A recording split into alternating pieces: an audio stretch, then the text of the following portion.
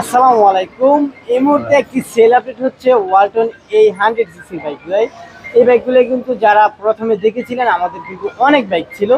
তো এটা হচ্ছে সেল আপডেট। এই বাইকগুলো আর পাবেন না, সম্ভব বাইকগুলো আর কি।